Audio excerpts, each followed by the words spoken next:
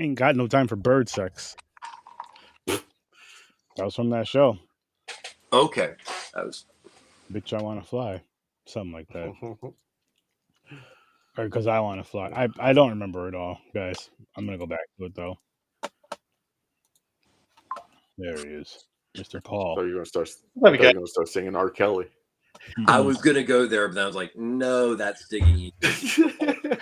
I'm not trapped in the closet. That's a hole of like human trafficking you just don't want to ever go back into. You know, R a lot of pee. Is like Epstein quality human. A lot of piss. Yeah, a lot of. Well, I mean, that's the least of it, you know. A lot of piss. What's up, Paul? If it ain't pee, I'm just saying. So before we even get started, I do want to say this was definitely better than Jennifer's Body. No, it wasn't. Just to bring that travesty up again, because Paul had such a great time with that movie for some strange reason. He was so excited about that movie. He loved it. But the rest of it. Texting Sturdy the whole time. I was like, God bless, man. This is like watching The Robe for the first time. Life-changing. But tell me I had subtitles. I just figured you could speak any language. That's not Spanish, and I can't speak Spanish anyway, but I'm going to use that excuse. That'd be so. Yo, Paul, where they tell you, man? That's not Spanish. Right. That's hilarious. How are you doing? That's hilarious. How you guys doing, though? How's everyone doing tonight? So good. I'm doing great. Thank you for having me again. Of course, man. I'm happy you're here. It's good to see all your faces. I'm happy you're here. And me too. I love having Trevor on here because you get another side of Trevor on Horror with Sir Sturdy, I've noticed. Because like with Godzilla, the movies are awesome, don't get me wrong, but they're not as weird and crazy and as violent as some of the movies over here. They haven't been, at least not yet. And Trevor likes some wild shit. Do not judge a book by its cover. This guy likes some crazy shit. I fucking love it. I'm like, oh my gosh. This is so awesome. True. He's like my spirit human. Where does he find all this? It's like a disguise. You know what I mean? I feel like it's like just a disguise. It's just, oh man, if we look like how what's going through in our mind, Jesus. Not wrong. It's the same thing I've lived with for years, in which I, worked with somebody or whatever, and like 2-3 years go by, and I say, "Whoa!" I say, "Fuck," and then they look at me like, I'm like, "What?" Written by a fucking English teacher. What do you think? I mean, but I dealt with that all my life. I just, I guess with customer service, things like that, you were just used to being very formal. But no, it still happens. So I think it's awesome though. I'm like, seriously? Did you listen to anything I've said in the past couple of years? It's awesome though, because it's almost like the Clark Kent Superman thing. You just don't take the glasses off ever, or you don't even have to. They're just like, oh shit, he's both. Like, yeah, you just figured this out, guys. All he does is this. Takes the shirt off and it flies. You guys can't figure this out. Batman figured it out. Yep. Remember that? Batman. Look, can we talk about that really quick? Really quick. Bruce Wayne is the bravest man in the world because Superman could have killed him at any time. He had Superman's woman go on a date with him, take her out to dinner, then spy on him to figure out who he was, stand outside with the binoculars, wait for him to see because he knew he was going to see him with X-ray vision or his whatever vision he has, give him a thumbs up, and say now or even or some shit. I forgot. And then just took off. Like nothing happened. That's some shit. That's some shit. Like, not wrong. I don't think Superman takes that from anybody else but Batman. He's like, that motherfucker is just nuts. And he probably has some kryptonite on him. Just in case I do kill him, he probably has some kryptonite that's going to just pop out as soon as he dies and kill me right after. So it's not worth it. But that's not why we're here tonight, people. I'm not here to talk about Batman. I just had to get that out because he's a brave man.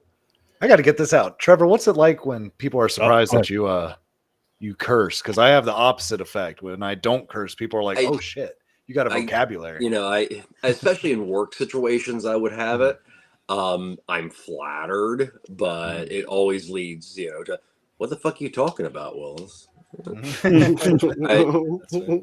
Yeah, so I get it. I get it. But guys, we're here tonight to talk about Audition. Oh, and go check out Fly Girl by Queen Latifah. But wait till this episode's over. Great song. Great song. But wait, you better wait till this is over. Then you can check it Yeah. out. You don't want this chick from Audition to come after you. She's one dangerous lady. I was scared of her. Still am. Still am. But what do you guys think of this one? James? It was. I weirdly like it. It's like it was crazy, and that scene with the fucking foot, man. Especially now because I broke my ankle. She's just, you know, she's doing the ankle. I was like, motherfucker. I was like, God damn. All right, so like, now because you did bring that up, did you feel like a tingle in your in that ankle when you know, I'm going to tell you right now. This is what happened. I was on the couch when I started seeing that my broken ankles, that foot moved. I slid to the side. Deeper. Oh my God! When she kept saying that, I was like, oh shit. Yeah, that lady is wild. And the thing is, it did get like confusing. It's like I understand she was like abused, but then he is like when he was hallucinating, he's like he was there, then he wasn't. Like you're like, what the fuck is going on? But just the scenes inside of that chaos was awesome. Like the dude in the wheelchair with the fucking, it looked like paper mache fucking feet. Yeah, he's just wild. So yeah, I enjoyed it. So, how about you, Paul? So if I have to find something to like, I really enjoyed the makeup. I liked how a lot of the scenes were shot. You know, the coloring made it very nostalgic and kind of fun. The storyline just kind of lost me. I think another problem with that is I'm really amped up on supplements when I was watching it. So I'm going, you know, 100 beats a minute. And this is it's slower, you know, and there's reading involved. So I think that played a factor in me being really bored with it because I wanted something to happen because I'm all juiced up after hitting the gym. See, you should have rubbed one out after you hit the gym to get that juiced up out of you. I did multiple times while I was reading the script. No, you took all that pre-workout. Yeah, too much. Yeah, that shit. Yeah, that makes you. Oh, that shit makes you. You get the tinglies in your forehead. I get them in my forehead, and I was having cold sweats. Like I almost had the flu type shit. I was. Yeah, man, I could have fought a buffalo. Wild. It's not. Yeah, this is definitely the type of movie that's more of like a laid back. Sir, I heard something about a buffalo. Oh, I said I could have fought a buffalo. Oh, I can't. I thought you could have fought a buffalo, and I just didn't fit into the context, but I wasn't surprised either. So yeah. That's fair. My back couldn't handle mounting a buffalo. When that shit kicks in, it makes you feel like you walk in that gym, you can just grab shit with one hand, just start picking up and throwing it. Yeah, mounting a buffalo. But it don't work that way. Don't try it because it's not gonna happen. But it does help you. But yes, yeah, shit. But anyways, yeah. So Paul, you could dive into what you didn't like about it, though. You can dive into negative. That's fine. So I'm very picky if it's, I'll say a foreign film. Like I'll just be completely transparent. Foreign films, if I have to do the reading, I'm very picky because I want it to be visually great. And a lot of times I have to watch those movies twice because the first time I'm reading every single line and casually kind of looking around while reading. And the second time I'm just watching it because now I know the story. So I didn't get a chance to watch it a second time. So it was kind of hard for me to really, really dive deep into it. But I did enjoy the makeup. And like you were saying, paper mache, some of the scenes were great, especially for the time. Because I mean, it's not like that movie was recently made. Yeah. How about you, Trevor? Well, as soon as you mentioned Audition, I jumped for it. The director and also he had a lot to do with the script, but he didn't write it. Takashi Miike, or Miike Takashi, is one of my all-time favorite directors. So why is this movie, you know, in horror important? Came out about 1999 in Japan, and it came out the year after The Ring. So it's almost always bunched in with the beginning of J-horror, and also another movement, which is funny because we talked about French extreme, the Asian extreme. Because a lot of stuff was coming out of Korea at the same time that was, you know, a little out there. This movie was the 4th film that Miike made just in that year.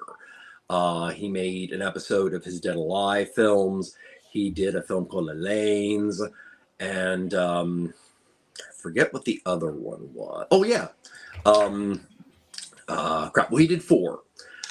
He came from a background of straight to video films, so he's always been very, very used to making films quickly. But he is also part of that interesting new wave that came in the 90s in Japan. So you had, you know, films like The Ring and the Beat Katano films like Sonatime or Hanabai. And then, of course, the whole Shinya Sakamoto, Tetsuo, all that stuff. So you had all this stuff going on.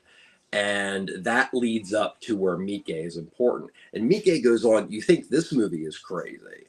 Eihi the Killer, which is based on a manga, one of the most famous anecdotes is the title, credit title, comes up out of something that comes out of Eihi, and that actually was Miike's.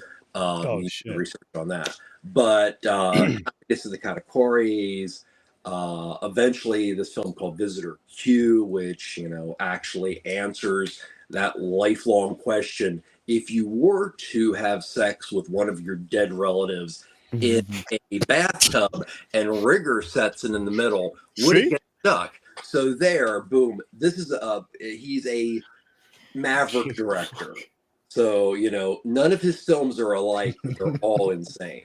And he makes kids films also. But I'm going to say this I love Miike right now. I can't remember if me and Trevor met at the end of 2023 or 2024, but I'm just going to say it's 2024.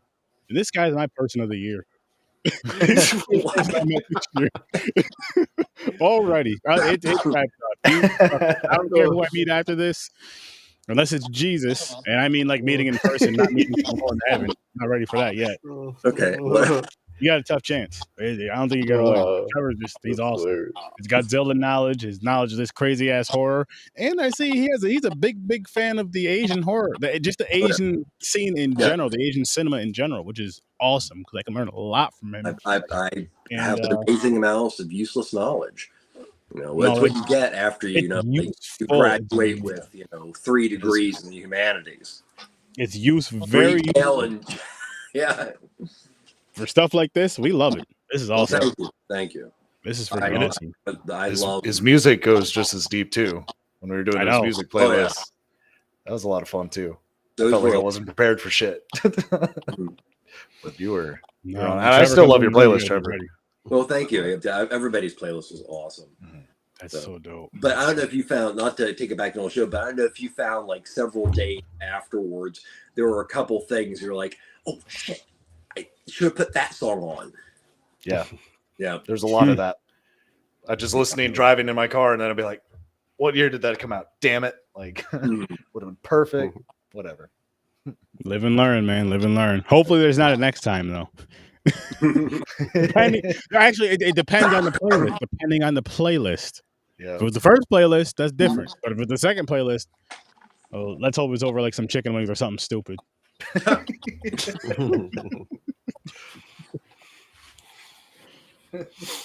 Oh shit! But yeah. What were you going into Audition? Though, what were you going to say, Trevor? Oh, it's a phenomenal film. The basic story is very simplistic, but a little skeevy to begin with, because you have a middle-aged man who's raising his teenage son. He loses his wife 7 years before. The son pushes him into the idea of finding a new wife.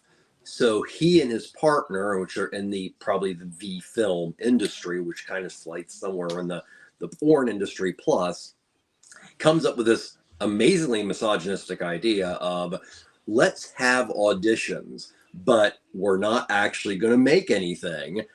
We're just going to narrow it down to 10 women you like that are younger than you, and you get to wine and dine them. Yeah, it's hard to really feel sympathy for this man. But that leads up to what is basically kind of a very awkward but very sentimental romance that blossoms between them. This, of course, takes a huge dive off the pier for the third act when she comes for him. That there's no one will have him. She is going to torture him and all those wonderful things. You said about the ending, and you hit it right on the hint. The most disturbing aspects of the ending are the ones that you have to honestly say, okay, so when does reality stop and when does it begin? What are dreams? What, is hallucination? I mean, some of the most intense visuals, like the guy in the bag eating her vomit, things like that are in those sequences. People are into that shit too. That's the crazy part. Like, it's not just a movie. Like, you posting that shit from real life. Yo, he went right into for it too. He was like, yeah. Yo, there's a guy. See, with stuff like that, I feel like we have to go back to having that M-word people, and that's called morals. Like, to where there's like no amount of money to where it's like, listen, I don't care what amount of money. There's certain shit I still will never do. You know, that's on my list. There's stuff we will do. They're called limits and borders and boundaries. Yes. Yeah. We need to get back to that, people. Well, people just need to respect them. Yeah, that too. But if you're into that and it's consensual, it's okay, you guys. Yeah, and stop hating on crack. Stop smoking crack, people, because that's terrible. We don't judge. We judge if you smoke crack. Stop doing that. Put the crack pipe down. Pick up a book. Don't sell it. Read it. All right, back to the show. And no matter how many times you check, it's not under the bed. So, That's the sturdy PSA for the day. You guys are welcome. Random shit. I'm telling you not to smoke crack. Just always end up with that. Yeah, I like that. But so this is my second time watching this movie, and I watched it today. And I think I enjoyed it as much as I did the last time I enjoyed it, which we'll get into our ratings in a little bit. But it's just like the whole revenge thing, because when you guys were talking about the older guy, do you know the dude that's playing the piano, which he cuts his head off with that wire? That was one of my favorite fucking scenes in the movie. Yeah. And you see why she did it, because like the way he's watching her when she's dancing as like a little ballerina, and then when he burns her in her crotch area or groin area, I forget what the hell he had. But he burnt, and all this other stuff. And I'm just like, oh, man, I can't wait for something to happen to you. And then when it did, like, yeah, that's just beautiful. That's just beautiful. I wish the lighting was a little bit better in this movie, a little brighter at times. I do get why it was dark, but still just to kind of, I feel like more so just to kind of clean it up. Not necessarily being like bright, like brighter where it's supposed to be dark, like light like that. But you know how like you can watch like a movie that's in the dark where you can still see what's going on. It looks nice. It looks clear, but you can still tell it's dark at night. I feel like they could have clean that up somehow. How? I don't know. I'm not a filmmaker. Mick, where you at? Help me. But I mean, other than that, I really enjoyed it. I like the story could have been better, yes, and more tied together. Something just to kind of make you more intrigued for it. But it had a lot of in your face stuff that made it kind of cool, and it was enjoyable though. It was enjoyable. See, I love Asian horror, so I have a weakness for it. So, see, I got into subtitles. I didn't mind subtitles because I watch anime, so I was used to it. So I started going for it, and I said, "Oh, okay, subtitles." I was watching it. It's just Asian horror is so they put this intense factor into it, like American films and everything. They don't have this intensity that Asian horror puts in, like for their movies and shit. It's crazy. I watched a Korean horror movie before. It was so intense. I was like, why don't we do this? Like, I don't know. So I got a weakness for it. So yeah, I like this because some of the scenes in the torture part, the sawing, like the head and the foot and the needles in the eyeballs. Oh, it's just messed up torture. It's not like overboard, but it's still messed up. You know, it's interesting as far as the film goes. I mean, how many people? I'm assuming maybe I think it was first viewings for any of us. This is my second time. Second. I got how many times? Who did you guys feel sympathy for in the end of the film? Honestly, yeah, for her, or I did. Mm-hmm. I did to an extent until she started going after the little boy. Then I'm just like, all right, what did he do?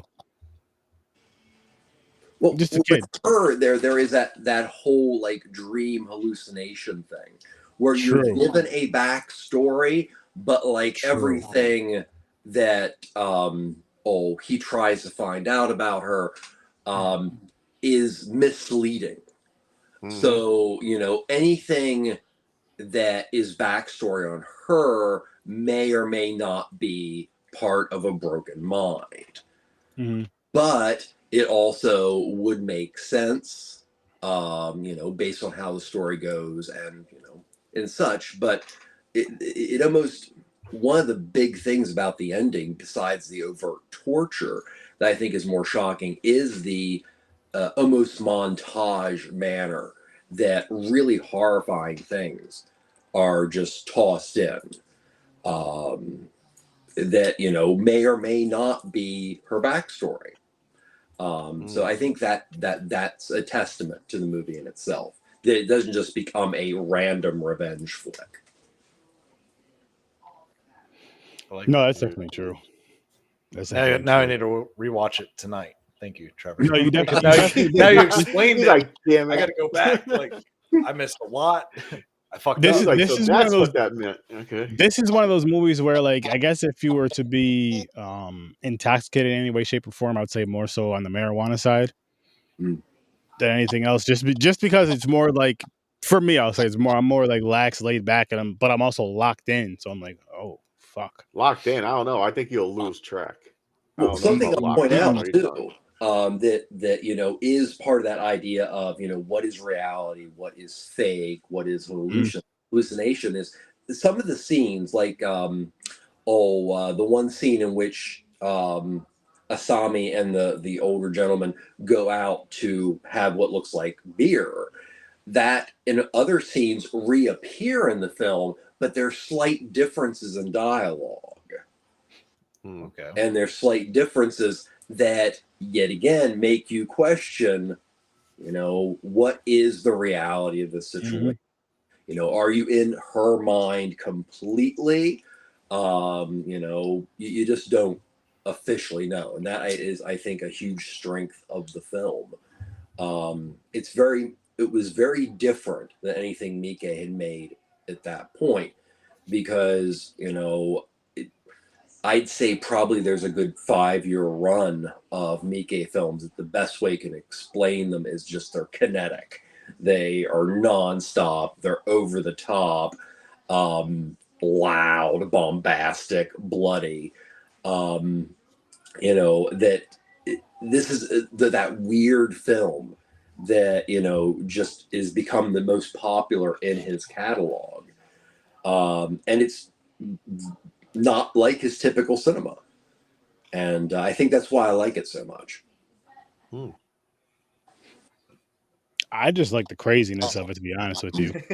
Like, it's just because it's, again, like James was saying, for a lot of American films, we don't get that, and we don't get it as creative as we get it for overseas. Nowhere near it. Like, if we get the gory stuff, it's the same thing. It's like Saw. They copy Saw, or it's a machete, or it's guns, or it's like the same thing. It's not something like this with the thing she was using. Maybe nowadays it is, but again, this movie came out in what, 99? 99, yeah. 99, yeah. I So forgot back in what that 99, tool is called. That's It's a called real the, thing. no, I Is, know. is some kind? Is it bone saw? Isn't it? Yeah, bone saw. Yeah, that's it. That's what it is. Well, fuck. Yeah. Yeah, it's just a fucking like a wire. You just wrap it around. You just start like Oh, She showed I've us. seen it. Yeah. Yeah. It was And I so like how cool. they show it too. You just see it like slowly going in. You see the ring of blood. You know one thing they didn't show, and I want to get your guys' opinion on this. I want to ask you guys, and we all have to be honest for this one. When she grabbed the needle and she was about to stab his tongue, Oh, yeah. who wanted to see that scene? And who was glad they didn't show it? Because I that was wanted to one of see those ones where I was like, I was I would- curious. I'm not gonna lie to you. I was curious, but I was like, when they didn't show it, I wasn't mad. Mhm. I was like, because that was gonna be some fucked up ass shit. So I'm not mad they didn't show it. It's But I not was that very bad. I seen curious. it in real life. My friend got her tongue pierced. I seen it. They put a big ass needle right through the fucking thing. I was like, cool. Yeah, but she wasn't going for like the tongue. She was going for like the big ass needle with the whole and going like the tip of his tongue, not like the top. That's what it looked like. Yeah. At least I don't know what the fuck she was doing. Yeah, she was gonna stab like to numb it, right? So he can't yell and talk and shit. You don't know. I don't even know what the. And for mean- one, what's okay. This is the one part I'm not a fan of. Is the end. For one, what's up with the fucking pepper spray chasing the kid out like he's a fly on a wall, trying to catch a fly, running around spraying the can. And I did not like the ending. It was so weak that the kid just kicked her and she fell backwards off the stairs. Broke her I neck. thought it was going to be like a better, like more intense climax of an ending. I thought the ending was a little like boring, but I still enjoyed the movie though. Overall, I am overall, with I you on enjoyed that the though. I am with you, like because I remember you mentioned it earlier, and I went back and watched it earlier. I'm like, yeah, it does kind of bring the movie down not a lot, just a little bit, because that to me the movie was great, well, good. I'm like, this kind of does bring it down a tad, just because the way it ends. Like it could have had a better ending. It could have been more of like a fight, like you were saying, James. More of a fight, even if she still somehow did fall down the stairs, but there was still more of a fight leading up to it. Maybe they got back like to it the didn't kill her. stairs, She got up. They thought she was dead, and she gets up. You know, or that something. but I will say this though, what I did like is after she did go down the steps, it like shows her laid out and it shows her neck, and then it like has the break happen. That was cool. Yeah. That was cool. It didn't make up for the whole steps thing. Mm-hmm. And it was like Crouching Tiger, Hidden Dragon. I actually kind of liked the fact that it was so easy for his son to subdue her. Which, yet again, kind of brings in the idea of, how truly, villainous and, is she, that, his son is able to just, kick her down the stairs. But it was interesting when he is staring, the father is staring at Asami on the ground. You hear her say all these things, and maybe I just had a Rollins band moment or whatever, but it was like everything she was saying is what you would consider in a stereotypical gaslighting situation of a guy trying to get into somebody's pants.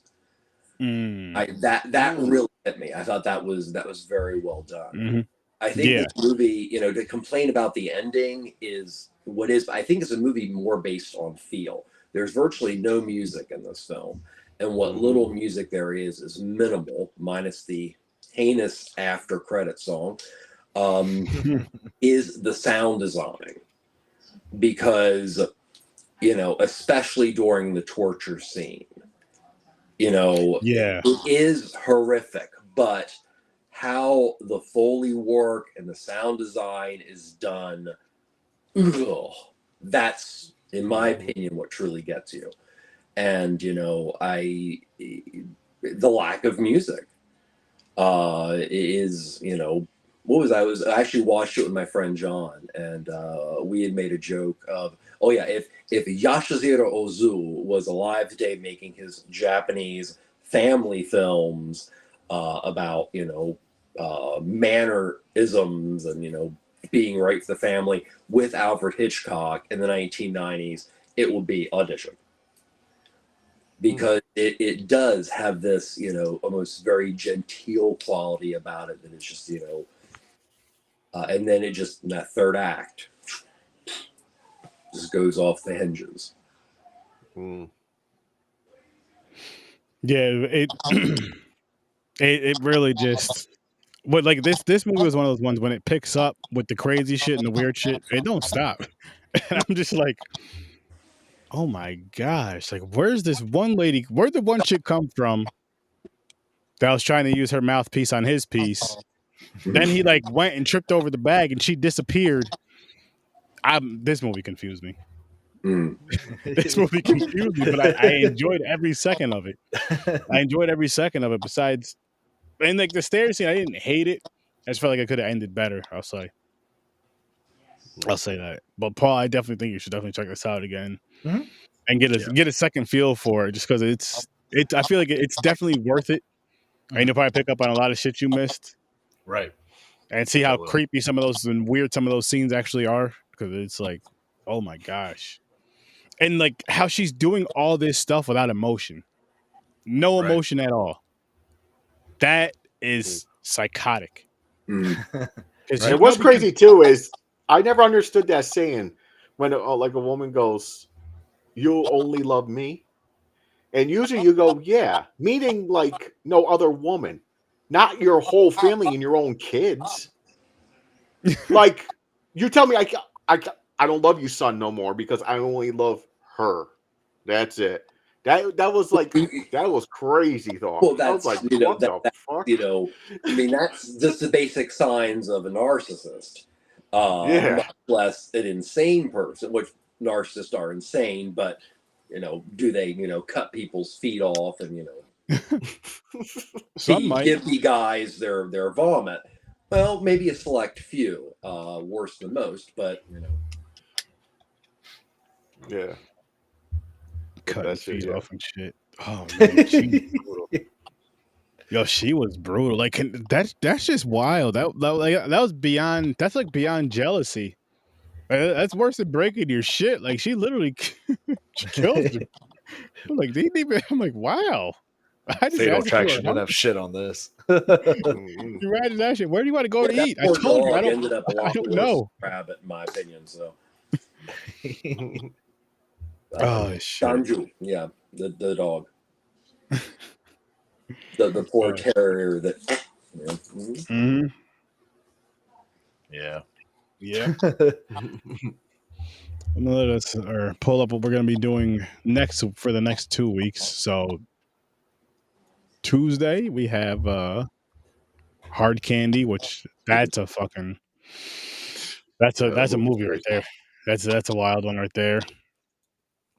Next Thursday is Misery. Misery. It's very fitting considering today's movie. You're next the following Tuesday, and then the following Thursday, Us. Nice. After that, it'll be this is. I can't wait to talk about Us. I've only seen like bits and pieces of it, so I got like an hour-long dialogue that I wrote up for my original podcast because we covered Jordan Peele's movie, so I still have everything. Holy shit! Yeah, because I deep dived with Us. I love Jordan Peele. Oh, Peele. Same here.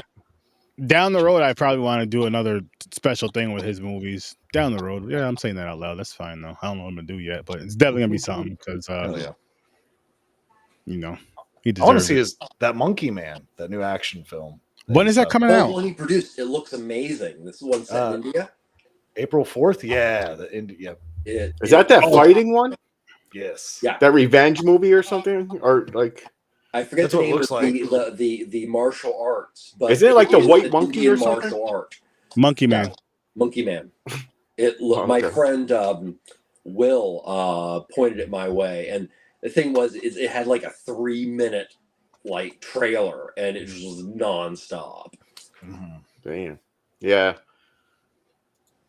I can't wait. Yeah, I might have to check that one out myself. What about random trailers? I saw the trailer for the new Crow today. Yeah, I was about to say that. Yeah. I don't know. Oh no. No, I mean Oh. it's not. I mean I was raised the time that the Obar comic book came out, and it just was that in itself is such beautiful source material.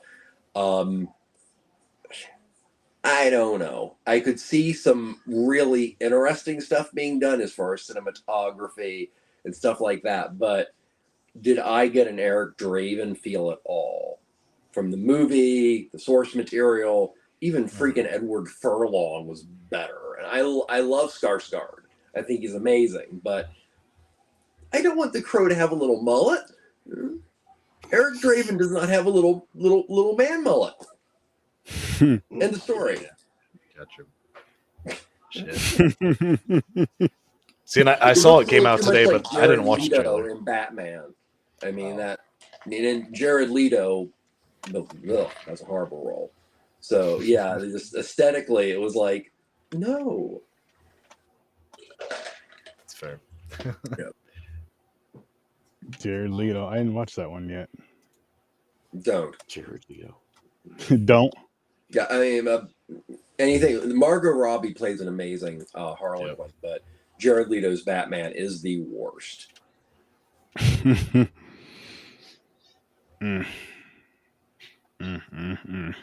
What'd you think of Paul Dano in the newest Batman with Robert Pattinson as the Riddler? I haven't seen that the whole way through yet. Okay. So I'm I've only seen bits and pieces, but I've wanted to see it. When you finish it, I'd love to talk to you about it because yeah, I have a soft spot for Paul Dano, a real soft spot. A soft spot. That's so sweet. Paul Dano. What a name. Dano. Yep. What's up, Because his name's Dano? Paul. I've wanted to stick see it for together. another reason, because the Riddler. I like the lore and the history of the Riddler. Right. Yeah. So I've wanted to see it for more the villain than anything else. I mean, Patterson is actually, when he wants to be, a phenomenal actor. I mean, he's he might have done Twilight, but Twilight made it possible for him to do some really phenomenal work. I really enjoyed them in that Batman movie. To be honest with you, I really enjoyed that a lot. Yeah. I didn't think I would either. Nope. And I surprised myself. I was like, "Holy shit!" That movie surprised the fuck out of me. I'm glad it did because I'm gonna stop trying to be so judgy, people. No, I'm not. I lie. I take it back. I'm lying because there's certain actors, we all know the one. I don't have to name them. That it's fucking for life, and that's just how it is. I can't help myself. One of my favorite actors happens to be Nicolas Cage, so I feel that we all got our favorites and our. Well, that's the actor right there. Yeah, I know it is. I like it. I don't mind them. I like stand some of the movies. Like I said, one of the best movies I remember is Con Air. I think he was good in Werner Herzog's Bad Lieutenant, New Orleans. I thought he was great at that, actually. I never heard of that movie. They made it. So Harvey Keitel was the name for his Bad Lieutenant, which was famous for like a whole bunch of like really crazy scenes. But I lost my train of thought. Sorry. Oh, good. So good. Oh, good. Yeah. See? Getting old.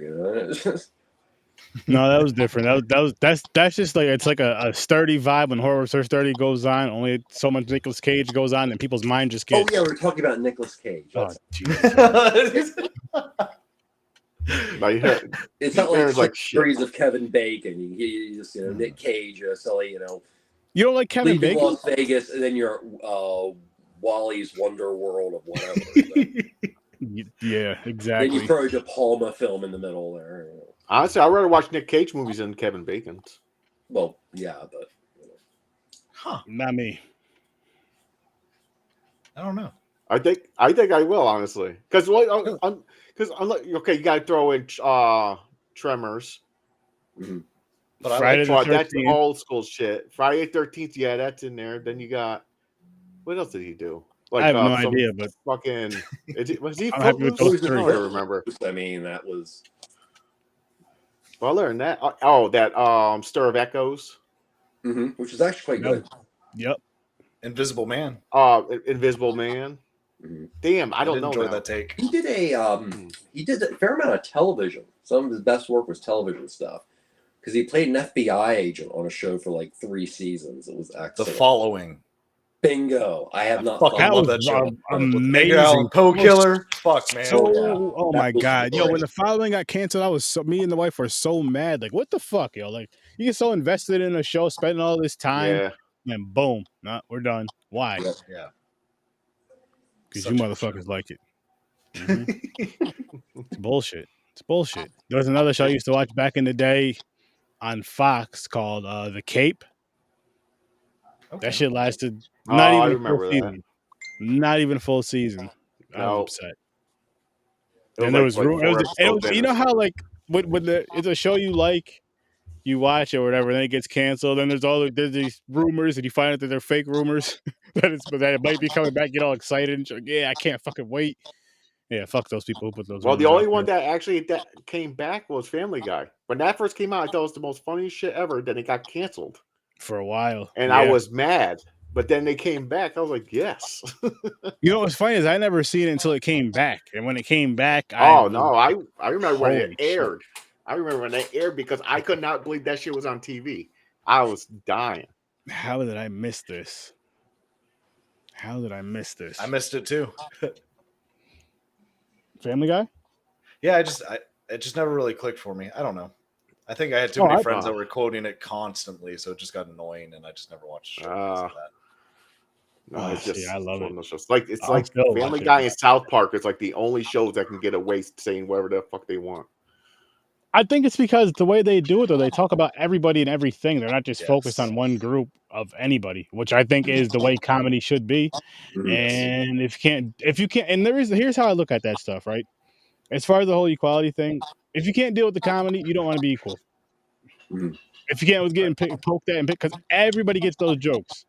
Everybody, every race, every gender, everything, nerd, geek, gangster, all that shit. Everybody. Nobody's special when it comes to that. Even people that you think shouldn't, even people with disabilities get those jokes.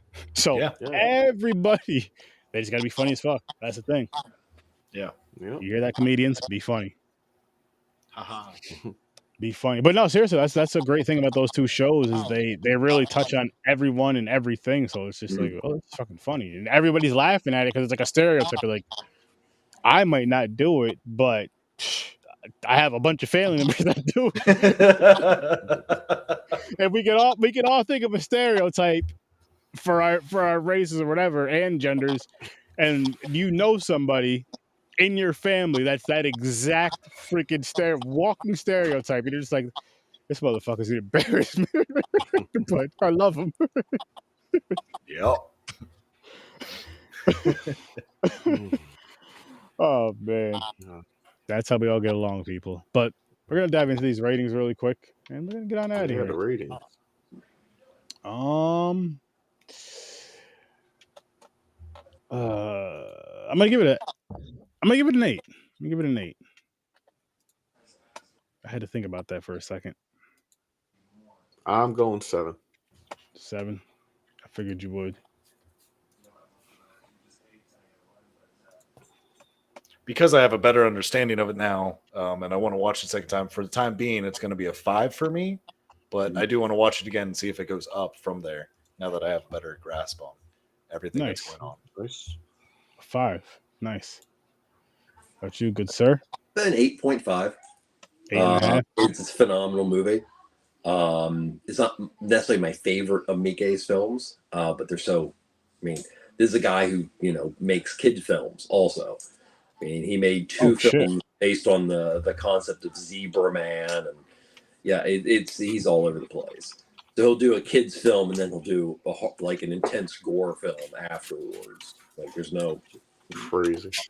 Yeah. That's walking both worlds, man. Well, I don't give a fuck.